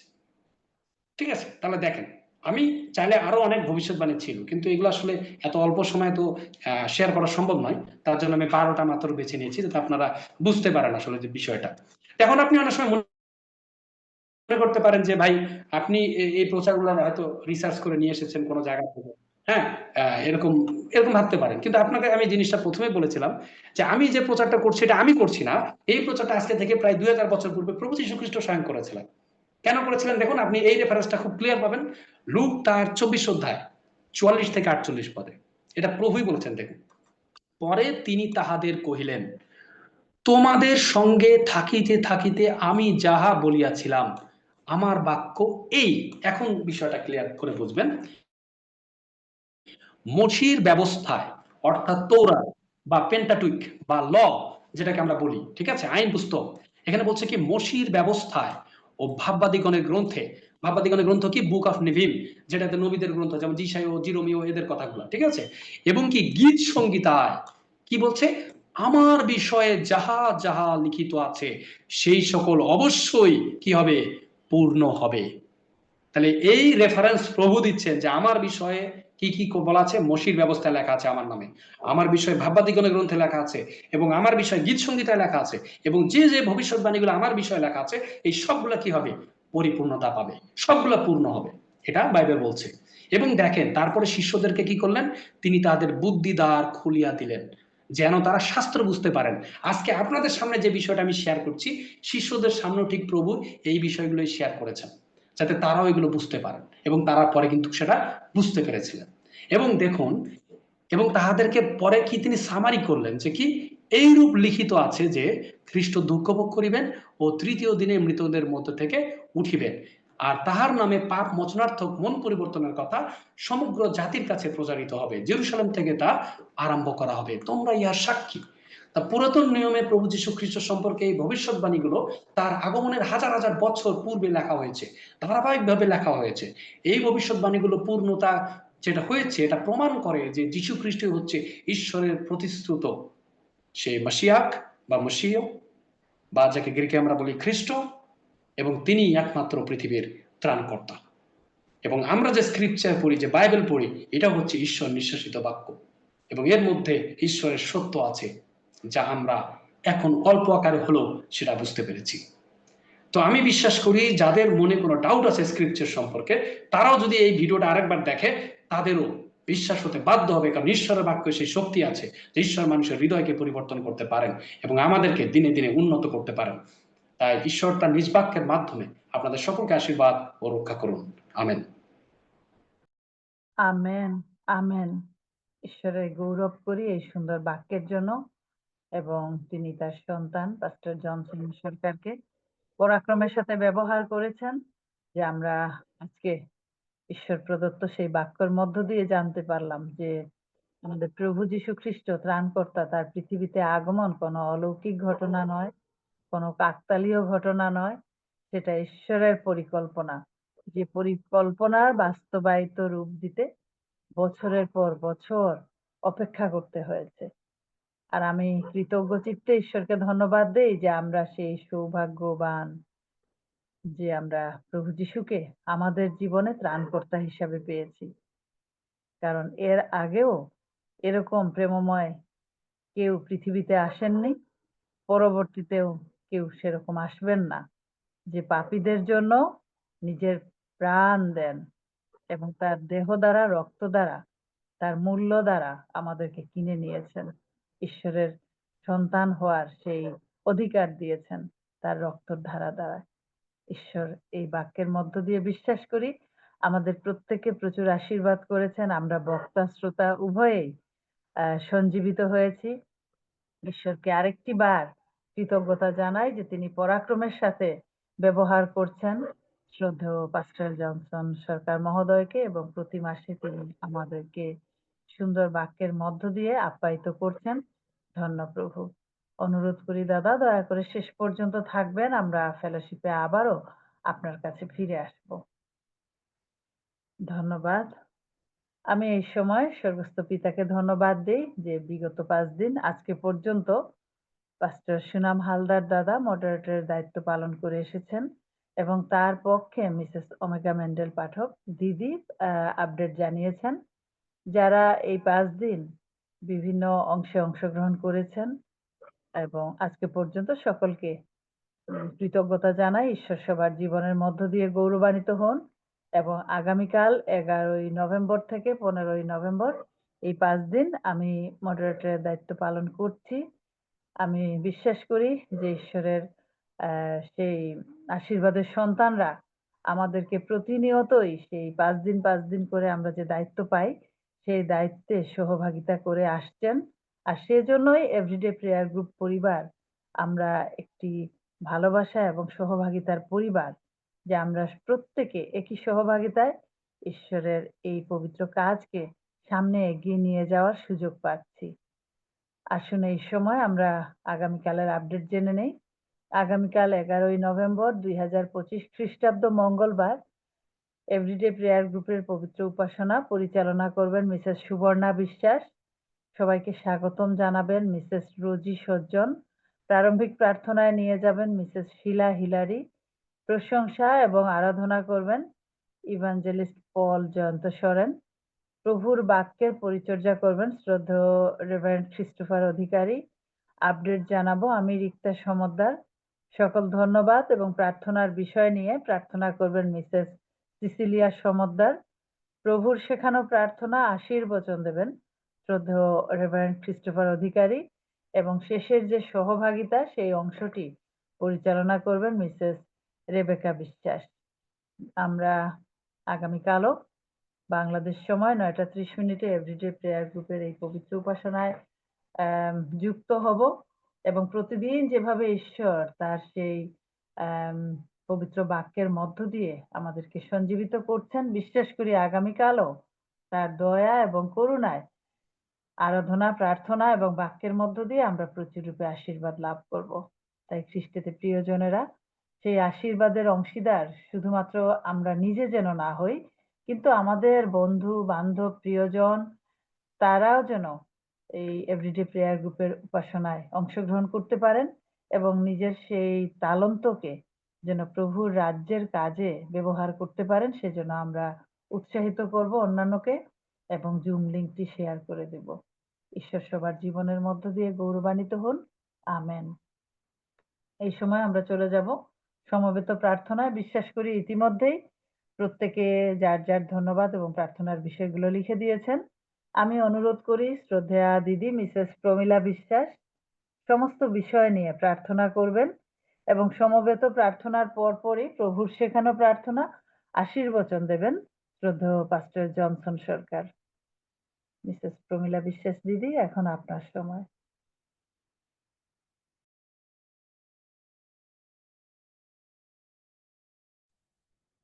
আসুন আমরা প্রার্থনা করি।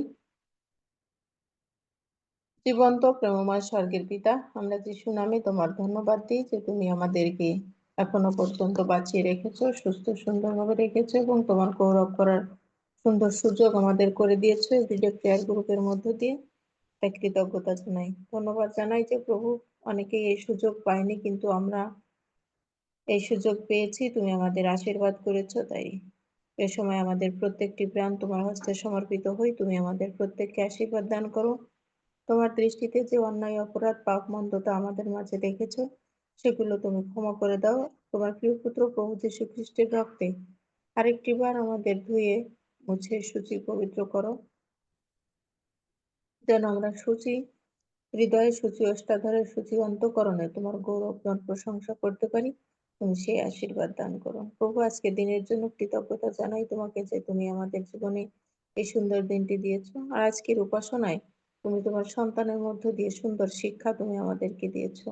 অনেক গুরুত্বপূর্ণ বিষয়গুলো সুন্দরভাবে সেই সন্তানের মধ্য দিয়ে প্রভু আমরা জানতে পেরেছি। আরো আরেকটি বার আমরা আত্মায় উদ্দীপ্ত হয়েছি। প্রভু, কৃতজ্ঞতা জানাই তোমার সেই সন্তান পাস্টর জনসন সরকারের জন্য। তোমাকে তুমি সেই সন্তানকে আশীর্বাদ দান করো, আরো পরাক্রমের সাথে তাকে ব্যবহার করো প্রভু। সেই সন্তানকে যে দায়িত্ব দিয়েছো সেই দায়িত্ব যেন সুন্দরভাবে সুষ্ঠুভাবে পালন করে এবং তার মধ্য দিয়ে যেন তোমার গৌরব সাধিত হয়। তার পরিবার পরিজন কর্মক্ষেত্র প্রত্যেকটি স্থানে তুমি তাকে আশীর্বাদিত করো এবং তার মধ্য দিয়ে তুমি সেবিত পূজিত গৌরবান্বিত হও।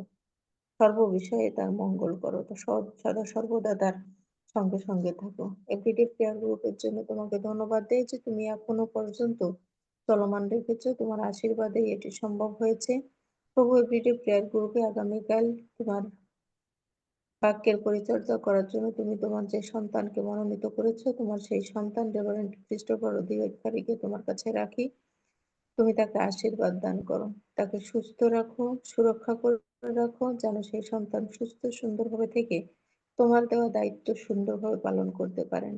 তার আত্মীয় স্বজন প্রিয়জন যে যেখানে রয়েছে সবাইকে সুরক্ষা করো, যেন আগামীকাল নিশ্চিন্ত মনে সেই সন্তান তোমার দেওয়া দায়িত্ব পালন করতে পারেন। বিদ্যুৎ, নেটওয়ার্ক সমস্ত কিছু আমাদের অনুকূলে রাখো, যেন সেই সন্তানের সুন্দরভাবে প্রভু তোমার গৌরব প্রশংসা করতে পারেন এবং সুন্দর শিক্ষা তুলে ধরতে পারেন, তুমি সেই আশীর্বাদ দান করো। সুস্থ সুন্দর করো, পবিত্র আত্মার পরিচালনা তুমি তাকে দান করো।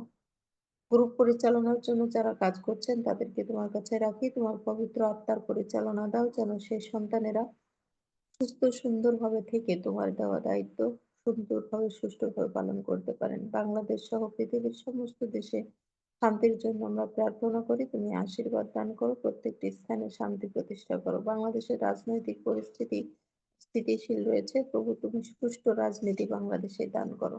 বিশেষ করে প্রার্থনা করি আমরা যেন এই দেশে নির্বিঘ্নে সুসমাচার প্রচার করতে পারি, তোমার দেওয়া দায়িত্ব আমরা সুন্দরভাবে সঠিকভাবে পালন করে তোমাকে গৌরব দিতে পারি। ইয়াং ছেলে মেয়েদের জন্য প্রার্থনা করি, তুমি তাদেরকে খ্রিস্টীয় জীবন যাপনে উৎসাহিত করো এবং তারা যেন এই বয়সে খারাপ দিকে না যায় কিন্তু সঠিক পথে পরিচালিত হয়। পিতামাতা হিসাবে আমাদের যে দায়িত্ব রয়েছে যেন আমরা সুন্দরভাবে সুষ্ঠুভাবে পালন করে তাদেরকে তোমার উদ্দেশ্যে পরিচালনা দিতে পারি। কেভিন এবং থিয়ার জন্য বিশেষ করে প্রার্থনা করি, তুমি তাদেরকে সম্পূর্ণ সুস্থতা দান করো, যেন সেই সন্তানেরা সম্পূর্ণ সুস্থতা লাভ করে এবং আমরা তোমাকে প্রাণ খুলে ধন্যবাদ, তোমার গৌরব প্রশংসা করতে পারি। তুমি সেই আশীর্বাদ দান করো। মিসেস পারুল দাস, সেই সন্তান যে প্রার্থনা রেখেছে তার কয়েকটি গোপন প্রার্থনা রয়েছে, প্রভু গো,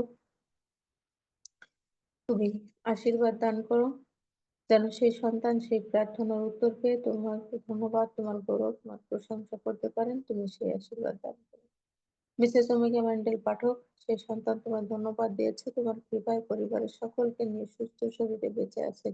ধন্য প্রভু, ধন্য তোমার নাম। তার কতগুলো বিশেষ প্রার্থনার বিষয় আছে, তুমি আশীর্বাদ দান করো, তোমার ইচ্ছা মতো নিরূপিত সময়ে সেই প্রার্থনার উত্তর দান করো, যেন সেই সন্তান সাক্ষ্য বহন করতে পারেন। তার ভাসুরের ছেলে শুভজিৎ কানপুরে আছে, তুমি তাকে সেখানে সুস্থ সুন্দরভাবে রাখো, যেন সেই সন্তান প্রতিনিয়ত প্রাণ খুলে তোমায় ধন্যবাদ দিতে পারেন। বিশেষ করে তার বড় বড় ছেলের প্রভু গো, তোমার আশীর্বাদে তার সেই বিয়ের দিন ধার্য করা হয়েছে আগামী 5ই ডিসেম্বর, তার সেই শুভ বিবাহের দিন ধার্য করা হয়েছে। প্রভু তুমি আশীর্বাদ দান করো, এটি তোমার আশীর্বাদ, সেখানে যা কিছু প্রয়োজন রয়েছে সমস্ত কিছু জুগিয়ে দাও এবং সেই শুভ অনুষ্ঠান তোমার আশীর্বাদের মধ্য দিয়ে সুন্দরভাবে তুমি সমাপন করো, যেন প্রাণ খুলে সেই সন্তান তোমায় ধন্যবাদ দিতে পারেন এবং আমরাও তার সাথে একাত্ম হয়ে তোমার ধন্যবাদ, তোমার গৌরব, তোমার প্রশংসা করতে পারি, তুমি সেই আশীর্বাদ দান করো। ভারতে তুমি আশীর্বাদ দান করো, যে অস্থিতিশীল অবস্থা রয়েছে তুমি স্থিতিশীলতা আনয়ন করো। মিসেস রোজমেরি সাহা, সেই সন্তানের ধন্যবাদ দিয়েছেন, প্রভুকে তিনি এখনো পর্যন্ত বেঁচে আছে তোমার আশীর্বাদে, তাই তোমার ধন্যবাদ দিয়েছেন এবং এই সভায় তিনি যোগদান করতে পেরেছেন তাই কৃতজ্ঞতা জানিয়েছেন, সেই কৃতজ্ঞতা তুমি গ্রহণ করো। বিশেষ করে সেই সন্তান যে প্রার্থনা রেখেছেন, রেভারেন্ড ডেভিড কানাই ঋষির মা মিসেস মালতী ঋষি আলজাইমার রোগে আক্রান্ত হয়ে তার অবস্থা খুবই খারাপ পর্যায়ে রয়েছে। প্রভু সেই সন্তানকে তোমার কাছে রাখি, তুমি আশীর্বাদ দান করো, তোমার আরোগ্যদায়ী হস্তের স্পর্শে সেই মাকে তুমি সুস্থতা দান করো, যেন আমরা একসাথে সেই দাদার সাথে একাত্ম হয়ে তোমার ধন্যবাদ দিতে পারি, তুমি সেই আশীর্বাদ দান করো। মিসেস ফ্লোরেন্স রেবেকা, সেই সন্তান যে ধন্যবাদ দিয়েছে, প্রভুকে তোমার প্রতি কৃতজ্ঞতা প্রকাশ করেছে তোমার দানের জন্য, ঈশ্বরের কৃপায়, তোমার আশীর্বাদে, তোমার কৃপায় তার সে অসুস্থ ছিল, সুস্থ হয়ে উঠেছে, তাই তোমার ধন্যবাদ দিয়েছে, সেই ধন্যবাদের ডালে গ্রহণ করো, যেন সে সম্পূর্ণ সুস্থ হয়ে তোমার পক্ষে সাক্ষ্য বহন করতে পারে, তুমি সেই আশীর্বাদ দান করো। মিস্টার ম্যাক্সওয়েল গমেজ, এই সন্তান ধন্যবাদ দিয়েছে যে তিনি এখনো বেঁচে আছে, তোমার আশীর্বাদেই তুমি তাকে বাঁচিয়ে রেখেছো, তাই তোমার ধন্যবাদ দিয়েছে। আরো ধন্যবাদ দিয়েছে, আইনি জটিলতা অনেক কেটে গেছে, ধন্য প্রভু, ধন্য তোমার নাম, তোমার আশীর্বাদেই এটি সম্ভব হয়েছে। তার স্ত্রী ছোট বোনের স্বামী কিডনি রোগে মুক্ত, তাই ঈশ্বরকে ধন্যবাদ দিয়েছে, প্রভুকে ধন্যবাদের ডালে তুমি গ্রহণ করো। তার মেয়ে মেরিয়ান এখনো শ্বাসকষ্ট এবং পিঠের ব্যথায় কষ্ট পাচ্ছে, এছাড়া তার স্মরণ শক্তি কমে গেছে। বিশেষ করে প্রার্থনা রেখেছে, প্রভু গো, সেই সন্তানের জন্য, সেই ছোট্ট সন্তানকে তুমি আশীর্বাদ দান করো, তাকে তুমি সেই শ্বাসকষ্ট থেকে, সেই অসুস্থতা থেকে তুমি তাকে মুক্ত করো, তোমার আরোগ্যদায়ী হস্তের স্পর্শে সেই সন্তানকে তুমি সুস্থতা দান করো, যেন সেই সন্তান সুস্থ হয়ে প্রাণ খুলে তোমার ধন্যবাদ দিতে পারেন। সেই পিতার সাথে একাত্ম হয়েও যেন আমরা তোমার ধন্যবাদ দিতে পারি। তুমি সেই আশীর্বাদ দান করো। সেই সন্তান আরো প্রার্থনা রেখেছে, তিনি যেন কখনো কারো ক্ষতির এবং কষ্টের কারণ না হন। প্রভুকে তুমি আশীর্বাদ দান করো, যেন অমনিভাবে আমরাও যেন কারো কখনো কোনো কষ্টের এবং ক্ষতির কারণ না হই। মিস্টার জেমস ক্লাইভ বিশ্বাস সেই সন্তান তোমায় ধন্যবাদ দিয়েছে তোমার দয়া, তোমার অনুগ্রহ, তোমার করুণা, তোমার আশীর্বাদের জন্য। বিশেষ করে সে প্রার্থনা রেখেছে তার স্ত্রী রিতার জন্য।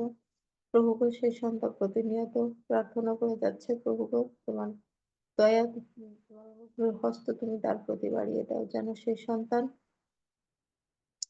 সুস্থ হয় এবং আমরা তার সাথে প্রাণ খুলে ধন্যবাদ দিতে পারি। তুমি সে আশীর্বাদ দান করো। প্রভুকে তার তোমার দয়া, তোমার অনুগ্রহের হস্ত তুমি তার প্রতি বাড়িয়ে দাও। সকল জটিলতা, সকল অসুস্থতা দূরীভূত করো। তার যেখানে সেখানেও যা কিছু প্রয়োজন রয়েছে সমস্ত কিছু জুগিয়ে দিয়ে তুমি প্রতিপালন করো। বিশেষ করে প্রার্থনা রেখেছে তার ছেলে মেয়েদের জন্য। প্রভুকে তুমি তাদেরকে আশীর্বাদ দান করো। তোমার পরিকল্পনা তাদের জন্য সর্বোত্তম। প্রভু তুমি আশীর্বাদ দান করো। তোমার পরিকল্পনা তাদের মধ্যে দিয়ে বাস্তবায়িত করো এবং সুরক্ষা করো, যেন সেই পিতা প্রাণ খুলে তোমার ধন্যবাদ, তোমার গৌরব, তোমার প্রশংসা করতে পারে। তুমি সে আশীর্বাদ দান করো। তোমার মঙ্গল ইচ্ছা তুমি তাদের মধ্যে দিয়ে পরিপূর্ণতা দান করো। সিদ্ধার্থ জামবেল সেই সন্তান, যে সন্তানের জীবনের জন্য তাদের পরিবারের জন্য কৃতজ্ঞতা জানাই যে তুমি তাদেরকে ব্যবহার করে চলেছো। প্রভুকে তুমি আশীর্বাদ দান করো। সেই মিসেস সাধনা হাগিদকের বড় বোন, যিনি ক্যান্সারে আক্রান্ত, তার শারীরিক অবস্থা অনেক খারাপ পর্যায়ে, প্রভু বিছানায় শায়িত আছেন।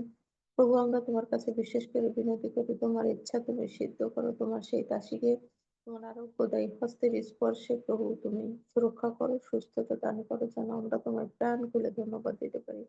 সেই পরিবারের মধ্যে দিয়ে তুমি সেবিত, পূজিত, গৌরবান্বিত হও। বিশেষ করে প্রার্থনা করি আজকের উপাসনায় যারা আমরা যুক্ত আছি, প্রভু আমরা প্রত্যেকটি প্রাণ তোমার কাছে সমর্পিত হই। যারা যুক্ত ছিলাম তাদেরকেও তোমার কাছে রাখি, তুমি তাদেরকে আশীর্বাদ দান করো। তাদের যে চাওয়া পাওয়া রয়েছে, তারা যদি কেউ অসুস্থ থাকে, সুস্থ, অপরিত, দুর্বল থাকে, তুমি তাদেরকে আশীর্বাদ দান করো। আমরা এখনো পর্যন্ত প্রভু গো, সেই 16টি ডিভাইস যুক্ত রয়েছি, তুমি আমাদের প্রত্যেককে আশীর্বাদ দান করো। যেন প্রভু গো, আমরা আমাদের যে চাওয়া পাওয়া রয়েছে অনেকে আমরা তুলে ধরতে পারি নাই, কিন্তু তুমি আমাদের সমস্ত কিছু জ্ঞাত আছো। তুমি আশীর্বাদ দান করো, যেন আমরা আমাদের প্রার্থনার উত্তর পেয়ে তোমার ধন্যবাদ দিতে পারি এবং সর্বসাক্ষাতে তোমার আশীর্বাদের সাক্ষ্য আমরা তুলে ধরতে পারি। তুমি সেই আশীর্বাদ দান করো। প্রভু এই সময় বিশেষ করে প্রার্থনা করি ফেসবুক লাইভে যারা আমাদের সঙ্গে যুক্ত রয়েছেন, প্রভুকে তুমি তাদেরকে আশীর্বাদ দান করো। তাদের যে প্রার্থনার বিষয় রয়েছে তুমি সেই প্রার্থনার উত্তর দান করো, যেন তারাও তোমার প্রাণ খুলে ধন্যবাদ, তোমার গৌরব প্রশংসা করতে পারেন। তুমি সেই আশীর্বাদ দান করো। যারা আমরা এখনো পর্যন্ত যুক্ত রয়েছি, কেউ বা আমরা দিনের শুরুতে আছি, কেউ বা আমরা রাত্রিতে আছি, যে যেখানে যে অবস্থায় আছি, প্রভু তুমি আমাদের আশীর্বাদ দান করো, যেন আগামীকাল আমরা নিরূপিত সময়ে উপাসনায় যুক্ত হয়ে তোমার ধন্যবাদ, তোমার গৌরব, তোমার প্রশংসা করতে পারি। তুমি সেই আশীর্বাদ দান করো। প্রেমময় পিতাগো, তুমি আমাদের প্রত্যেকের সহবর্তী থাকো। ভুল ত্রুটি, অযোগ্যতা, অক্ষমতা, মন্দতা সকল ক্ষমা করো। সর্ব বিষয়ে মঙ্গল করো। প্রার্থনা যিশু নামে চাই, আমেন। আমেন। আসুন আমরা সকলে প্রভুর প্রার্থনা করি। হে আমাদের স্বর্গস্থ পিতা, তোমার নাম পবিত্র বলিয়া মান্য হোক। তোমার রাজ্য আইসুক। তোমার ইচ্ছা সিদ্ধ হোক, যেমন স্বর্গে তেমনি পৃথিবীতে হোক। আমাদের প্রয়োজনীয় খাদ্য আজ আমাদিগকে দাও, আর আমাদের অপরাধ সকল ক্ষমা করো, যেমন আমরাও আপন আপন অপরাধীদিগকে ক্ষমা করিয়াছি। আর আমাদিগকে পরীক্ষা নিও না, কিন্তু মন্দ হইতে রক্ষা করো, কারণ রাজ্য, পরাক্রম, মহিমা যুগে যুগে তোমারই। আমেন। আমাদের প্রভু যীশু খ্রিস্টের অনুগ্রহ, পিতা ঈশ্বরের প্রেম এবং পবিত্র আত্মার সহভাগিতা আপনাদের সকলের সহবর্তী হোক। আমেন। আমেন। আমেন। আমরা ঈশ্বরকে ধন্যবাদ দেই। ভাই আমরা এখানে